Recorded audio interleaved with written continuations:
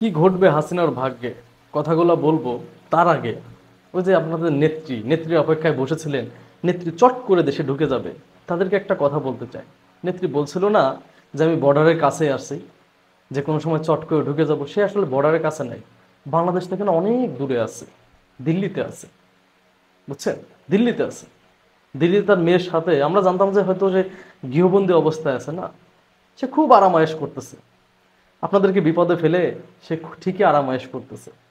সে বিপদে নাই, কিন্তু আপনি পরিবার ছাড়া মামলার ভয়ে পালায় বেড়াইতেছেন, আপনি গ্রেপ্তার হইতেছেন, আপনি দেশ ত্যাগ করতে পারতেছেন না, ঘুম থেকে মানে ঘুমাইতে পারতেছেন না ভয়ে, ঠিকমতো খাইতে পারতেছেন না, আর আপনার নেত্রী ঠিকই আরামায়েশে দিন পার করতেছে। বিগত সময় অনেকবার বলছি রে ভাই, তোরা একটা সিঙ্গারার জন্য এগুলা করিস না, এক প্যাকেট বিরিয়ানির জন্য এগুলা করিস না, কারণ তোদের নেতারা দেশে থাকবে না, বিপদে তোরাই পড়বি দিন শেষে। বলছি না, কতবার বলছি, এক দুইবার বললে হয়তো হাজার হাজার বার বলছি, তোরা শুনিস না। তোরা মনে করছিলি যেই মেকানিজম সেট করছে শেখ হাসিনার কাছে ক্ষমতা কে নেয়, আমরা চুরি ডাকাতি সারা জীবন করব, কেউ আমাদেরকে দমন করতে পারবে না, এটা মনে করছিলি? আমরা ওটা মনে করতাম, শেখ হাসিনা যে মেকানিজম সেট করছিল শেখ হাসিনার কাছ থেকে ক্ষমতা কে নিবে, এটা আমরাও মনে করতাম। কিন্তু সত্যি বলতেছি যে বিশ্বাস হয় না যে এক মাসের আন্দোলনে কিভাবে পতন হয়ে গেল। এই যে বলছিলাম না যে আল্লাহ সব থেকে বড় পরিকল্পনাকারী, আল্লাহ তো পরিকল্পনা করেই রাখছিল কি হবে, তার প্ল্যান অনুযায়ী সে কাজটা করে দিছে, যে অনেক বাড়ছো আর না। কিন্তু দেখেন কি বিপদে ফেলে দিয়ে গেছে। অনেক নেতার পাসপোর্ট কিন্তু গণভবনে আটকায় রেখে তার কাছে আটকায় রাখছিল, যে তোমরা দেশ ত্যাগ করতেছো, হ্যাঁ তোমরা আন্দোলন করো না, তোমরা দেশ ত্যাগ করে আমার একা রেখে চলে যাবা, তা তো হবে না। সে পাসপোর্ট কিন্তু জমা রাখছিল, এই জন্য অনেকে দেশ ত্যাগ করতে পারেও না। যদিও আমি বিশ্বাস করি একজন নেতার 2 থেকে 3টা পাসপোর্টের উপরে আছে, যে কোনো নেতা বাংলাদেশে যারা হালুয়া রুটি ভোগ মানে খাইছে আর কি বিগত সময়, কারণ তারা জানে যে কোনো সময় তাদের আপা পইরা যাব, এটা তারা খুব ভালো করে জানতো। কারণ ওই মিথ্যা দিয়ে বেশি দিন টিকে থাকা যায় না, মিথ্যার উপর দাঁড়িয়ে বেশি দিন টিকে থাকা যায় না, এটা সবাই বুঝছিল। যাই হোক, তো সে দেশ ছেড়ে চলে গেল। কোথায় গেল? ইন্ডিয়াতে।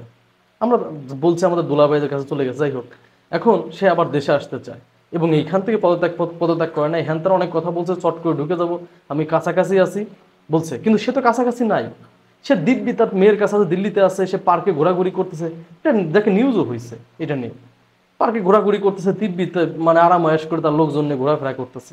আর বিপদে পড়তেছেন ওই যে আপনি একটা সিঙ্গারার জন্য মিছিলে গিয়েছিলেন, আপনি এক প্যাকেট বিরিয়ানির জন্য মিছিলে গিয়েছিলেন, আপনি পড়ছেন বিপদে। এটাই তো প্রকৃত খেলাই তো এটা। কিন্তু তার ভাগ্যে কি ঘটবে? আপনারা জানেন তার একটা কূটনৈতিক পাসপোর্ট আছে, লাল পাসপোর্ট যেটাকে বলে, লাল পাসপোর্ট দিয়ে আপনি পৃথিবীর যে কোনো দেশে যে কোনো সময় ঢুকতে পারবেন। এই পাসপোর্ট কিন্তু ক্যান্সেল করা হয়েছে। তিনি যে ইন্ডিয়াতে ঢুকছে আজকে 20 তারিখ, আমি জানি 19 অথবা 20 তারিখ, এই 2 দিনের একদিনে তার মেয়াদটা শেষ হয়ে গেছে, মানে 45 দিন পার হয়ে গেছে। এখন শেখ হাসিনা ইন্ডিয়াতে থাকতে হইলে কিভাবে থাকতে হবে? রাজনৈতিক আশ্রয়ে থাকতে হবে। এখন ইন্ডিয়াকে রাজনৈতিক আশ্রয় দিবে কি দিবে না, এটা জানার বিষয়। এখন যদি আমরা প্রশ্ন করি ইন্ডিয়াকে যে তুমি রাজনৈতিক আশ্রয় দিবা কি দিবা না, আসলে ইন্ডিয়া চায় নাই শেখ হাসিনা ইন্ডিয়া থেকে চলে যায়। সত্যি বলতেছি, ইন্ডিয়া চায় না। তা না হলে শেখ হাসিনা হয়তো তার ওই যে ইসে যাইতো, ওর নাম জন্য কি ভুলে গেলাম, রাশিয়ার পাশে বেলারুশে চলে যেত, কারণ বেলারুশে তার কিন্তু $8 বিলিয়ন একটা ইনভেস্টমেন্ট আছে ওইখানে। আমরা জানতাম সে বেলারুশে চলে যাবে, কিন্তু ইন্ডিয়া তাকে ছাড়ে না। ইন্ডিয়া তুষে তাসের মতো ব্যবহার করছে, কারণ ইন্ডিয়াতে যতদিন শেখ হাসিনা ছিল আমরা ইন্ডিয়ার নাম মুখে নিছি। আজকে যদি শেখ হাসিনা ইন্ডিয়ায় না থাকতো আমরা তো নামই উচ্চারণ করতাম না। ইন্ডিয়া যে আমাদের পাশে একটা দেশ আছে এটা আমরা ভুলে যাইতাম। ইন্ডিয়া জাস্ট তাদেরকে টপিকে রাখার জন্য শেখ হাসিনাকে প্ল্যান করে ইন্ডিয়াতে রাখছে, এবং আমি জানি রাজনৈতিক আশ্রয় দিবে। এখন যদি আমরা জানতে চাই যে সে কোন অবস্থায় আছে, আমি জানি তারা বিরক্ত হবে। বিরক্ত হলেও কিছু করার নাই, আমাদের জানতে হবে, কারণ আমরা তো তাকে দেশে ফিরিয়ে আনতে চাই। তার বিচার হবে না? বাংলাদেশে এত মানুষকে মারছে, এত জঘন্য কাজ করছে, জাতির শ্রেষ্ঠ সন্তানগুলোকে মেরে ফেলছে, 57 জন সেনা কর্মকর্তাকে মেরে ফেলছে, এগুলোর বিচার হবে না? অবশ্যই বিচার হবে। সোহেল তাজ তো বলেই দিছে সব, দেখেন নাই? সোহেল তাজ সব ওপেনে বলতেছে যে কিভাবে মানুষগুলোকে মারা হয়েছে, সব প্ল্যান করে সেনা সদস্যদের মারা হয়েছে, কোনো বিদ্রোহ ছিল না, সব প্ল্যান ছিল। এটাই তো, এই বিচারগুলো আমরা করব না? অবশ্যই করব। তাকে দেশে আসতে হবে। হ্যাঁ, আপনারা যারা চিন্তা করতেছিলেন যে দেশে আসবে, অবশ্যই আসবে, তাকে আমরাই নিয়ে আসবো। আর আপনারা যারা আওয়ামী লীগ করার চিন্তা ভাবনা করতেছেন, শেখ হাসিনার বিকল্প কাউকে চিন্তা করেন, কারণ শেখ হাসিনা বাংলাদেশে আসলে গৃহযুদ্ধ শুরু হবে। শেখ হাসিনার এই দুঃসাহস নাই সে বাংলাদেশে আসবে, তাহলে সে পালাইতো না। সে বলতো আমাকে গ্রেপ্তার করে আমি বাংলাদেশে জেলেই থাকবো। খালেদাদের মতো আপোষ করতো না, বুঝতে পারছেন?